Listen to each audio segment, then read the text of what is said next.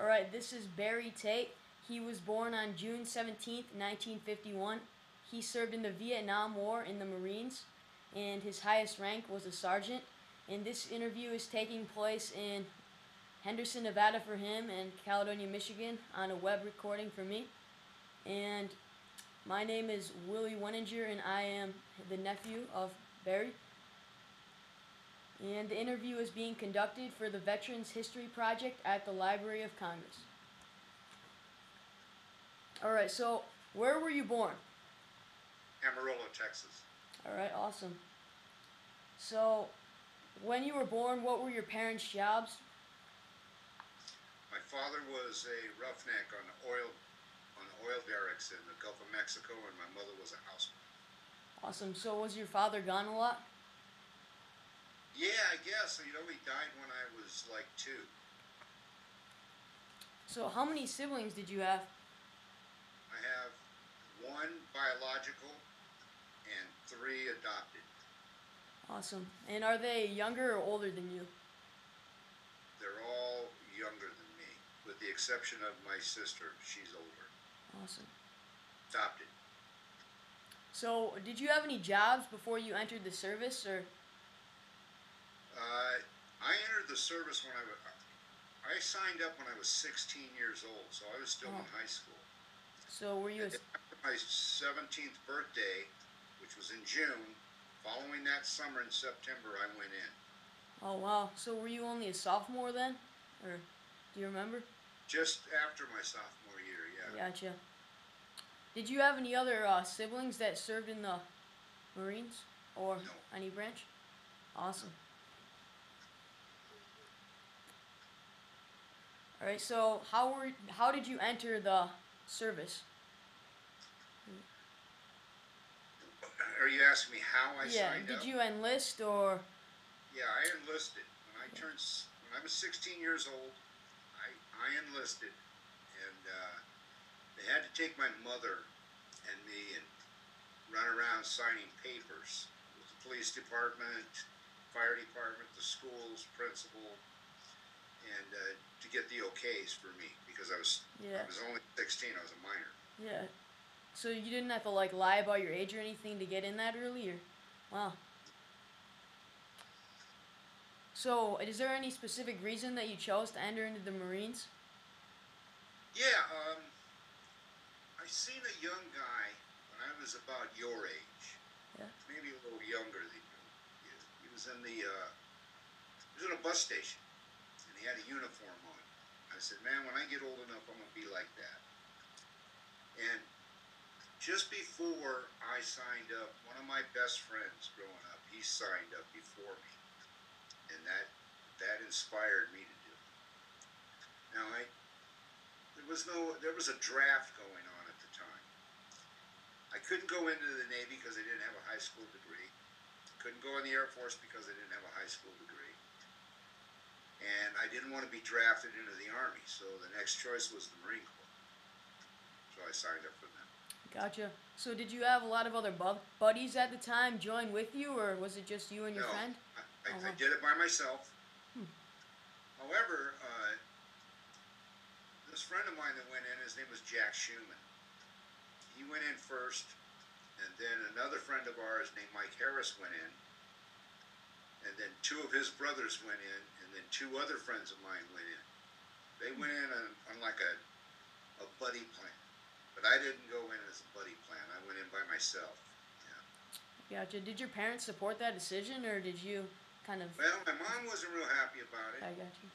because there was a war going on, and my dad, my stepfather, he encouraged her to let me go.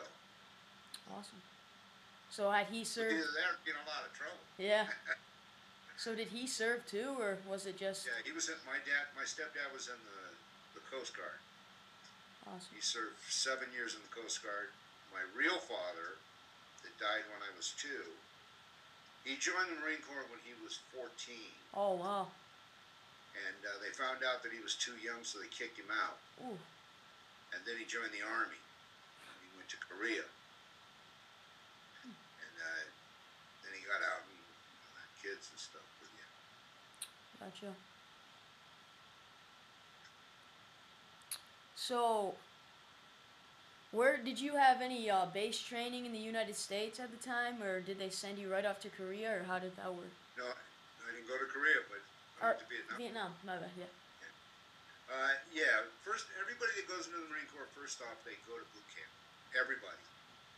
So you do your 8 to 10 weeks of boot camp, and I think it's 10 weeks now, but it was 8 weeks back then. And then from there, you go to advanced training. And I served my advanced training in Pendleton. And then from there, you go to your particular jobs. We call those MOSs. Your MOS is what your training is. Mine at that particular time was redeye gunner. We fired missiles, shoulder-fired missiles from the ground to the air for anti-aircraft. And then from that, I seen that they had asked for volunteers, and because I was still a minor, 17 years old, they asked for volunteers to be something else, and I wanted to be something else. I wanted to be a Recon Marine, so I signed up for that. And then after that, I signed up for jump school. So you do your 10 jumps in Fort Bragg. And then after the jump school, I signed up for a SERE school. SERE training is capture. If you're captured, what you do. And then from SERE training, I went to chemical training, chemical warfare, gases and stuff like that. And then from that, I went into water training, where you train with the SEAL groups. And then after that, once I turned 18, then they took me and sent me overseas. By that particular time, I was already a sergeant, so I went right into combat as a sergeant. Awesome. So, did you have a favorite school that you trained at, or camp, or? You know, yeah, you know, I'd have to say my favorite training thing at the time was probably jump school. I liked jumping out of planes. That was fun. Yeah. So was But it? now I can't even get up a ladder because it scares the Gotcha. hell out of me. You know. But you know, at the time it was fun. You do the jumps. It's really not a big deal like everybody thinks it is. Yeah. The only thing that's a big deal is when the chute opens, it kind of hurts. Yeah.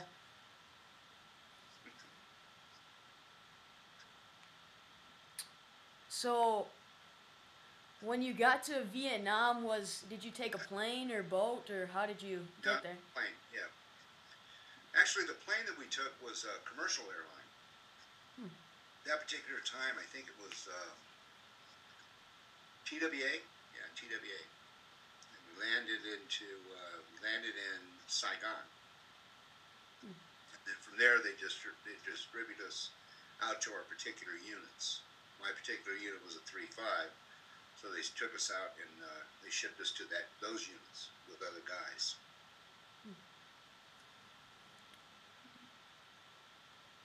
So,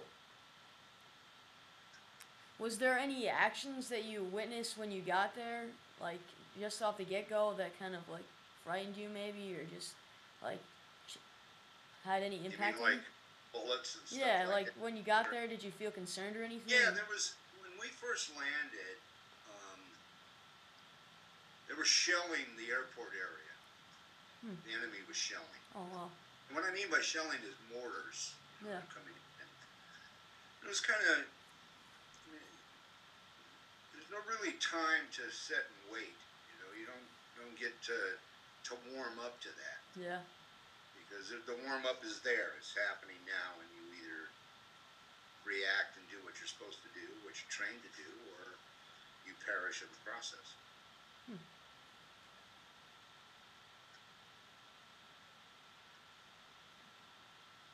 So, were there any like friendships that you uh were able to get after joining, and or Oh like yeah, new friendships? And sorry.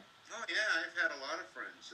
One of my best friends lives in Florida now, and we stay in touch. I mean, we've known Yeah. each other since 1969. Oh wow. A lot of my friends died. They're no Oh longer yeah. here, you know, Yeah. and some of them died after after the war because they were involved with the Agent Orange process Yeah. and they died of cancer from that. Mm. But most of my friends are all gone now. Yeah. You know, the ones that are still around, some of them didn't go to war, and the ones that did go to war, uh, they're still around. Yeah. So, I have like 1, 2, 3, 4, 5, maybe 6 that are really good friends. And a really good friend of mine, he died over there, uh, and I brought him home. oh yeah. So was that pretty emotional then? And or Yeah, yeah, big Indian boy, he was heavy. gotcha.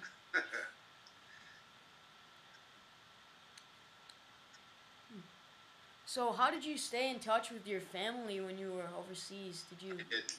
You didn't? Not at all. Oh man. I didn't want him to know I was there. Ah, gotcha. Did you not even any phone calls or mail or anything?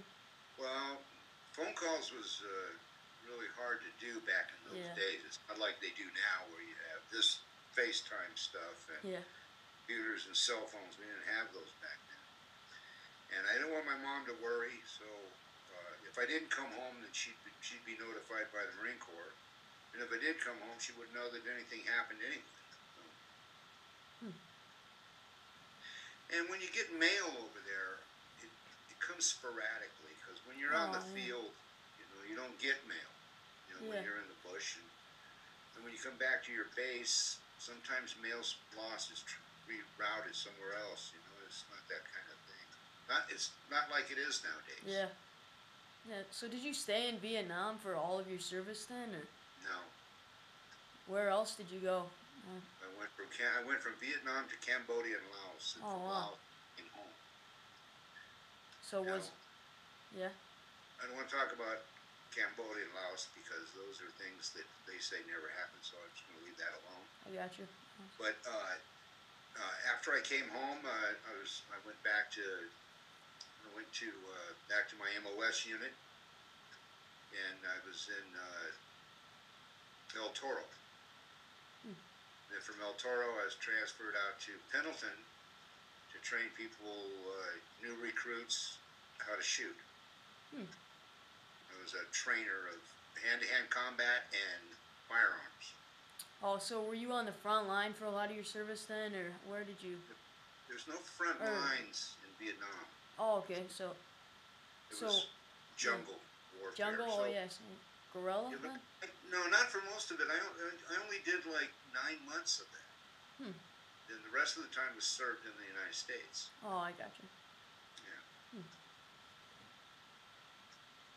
So did you have any like fun activities that you like to do there with your buddies in the war? Or what did you do for free time? Well, there's not a whole lot of free time. Yeah, I You got play cards. You play in the service. You play a lot of cards.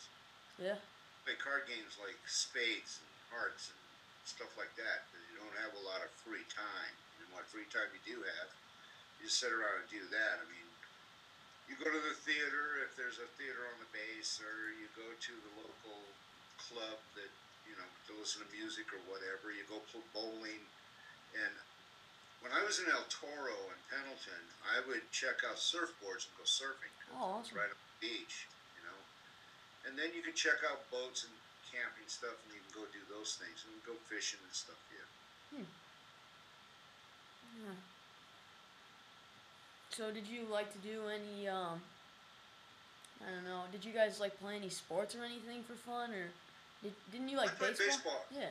I played baseball most of my life. Yeah. I started playing baseball when I was 6, and so we would get together and we'd play baseball on the base. You can't really play baseball in an organized unit Yeah. outside the base because you might be transferred out. You know, but we'd have teams on the base and we'd play that way, or there was football teams and flag football and stuff like that. Yeah. Hmm.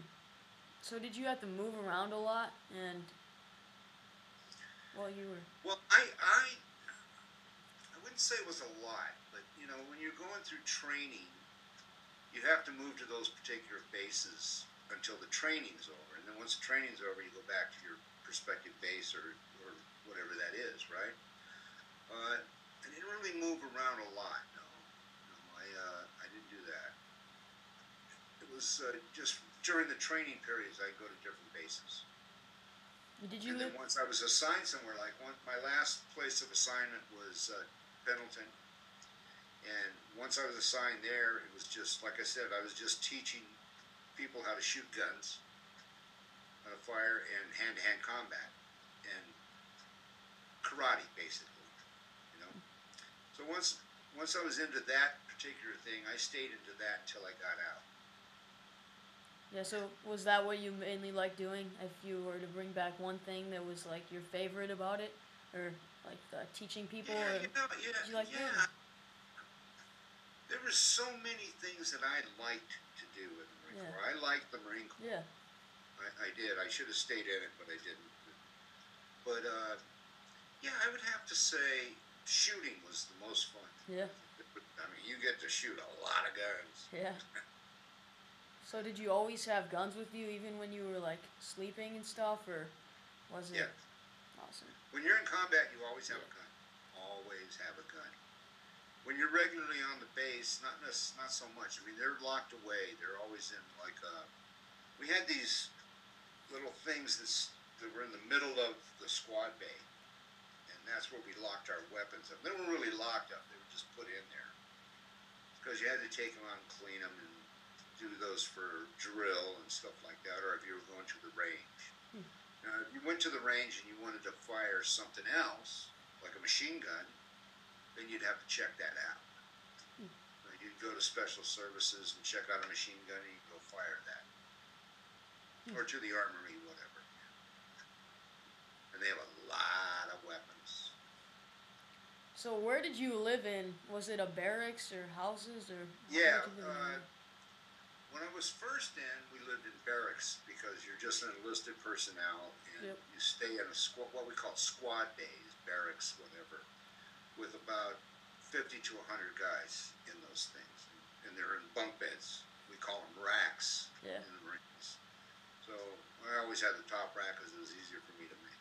But once I became an NCO, a corporal, E4 or above, then I had my own.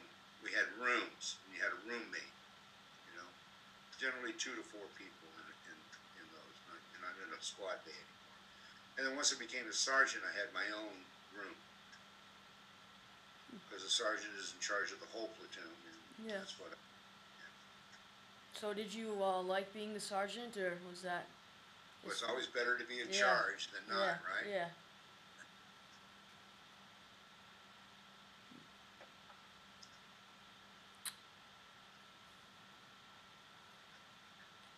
So, yeah. So did you stay in Vietnam until the war's end, or how No, long? the war ended in 1974, I think, Yeah. fall of Saigon, and I was already back from there in 1970. Hmm. Well, I spent 4 more years back at stateside before I got out. So was it any trouble returning home, or were you at any risk when you were like No, leaving? no. Or?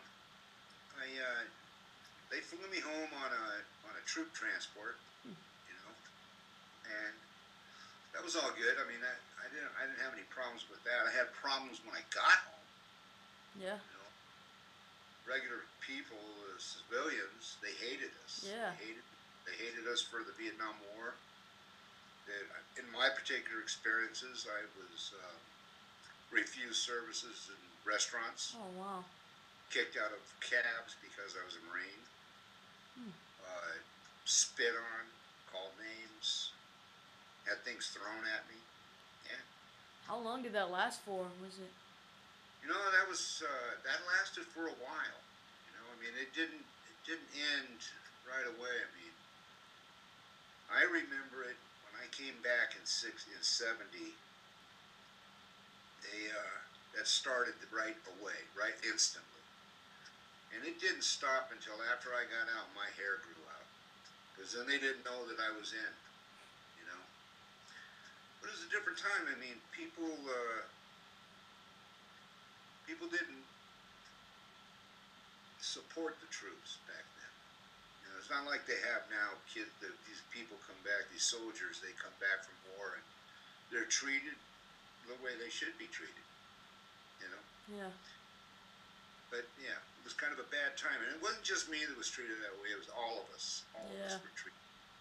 So did your family at least welcome you back, and was your community Oh yeah, welcoming and yeah, stuff? yeah, yeah. Yeah, awesome. So did you return to the same place that you same city that you left No, from, or? when I first came back, uh, they flew me to Washington D.C. Hmm. and they paraded us around and Yeah. gave medals and whatever. And then they flew me home. They flew me back to El Toro, and I stayed there for I guess 3 or 4 months, and then they transferred me to Pendleton to train. Yeah.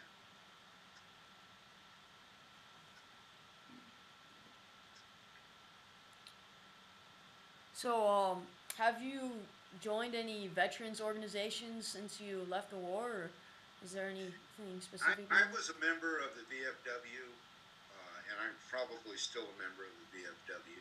But other than that, I don't join too many clubs. Yeah. I'm a Marine, and I will always be a Marine. So that's a club that I'm proud of, and that's a club that I'll always be a member of. And I'm not really a joiner of clubs. Yeah, I gotcha.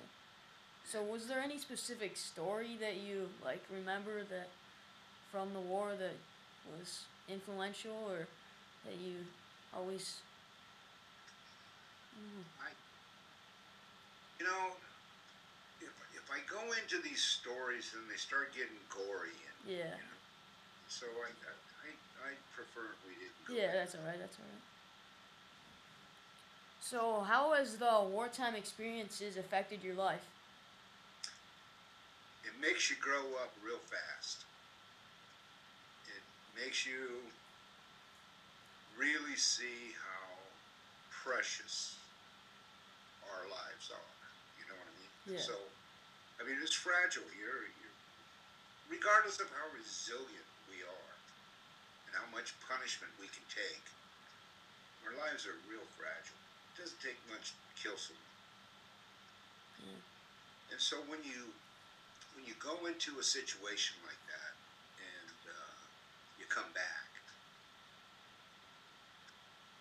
you appreciate what you have a whole lot more than what you did before you did that. Does Yeah. that make sense? Oh yeah. Yep. Yeah. So were there any special lessons that you learned while you were in the service, like, or? Yeah.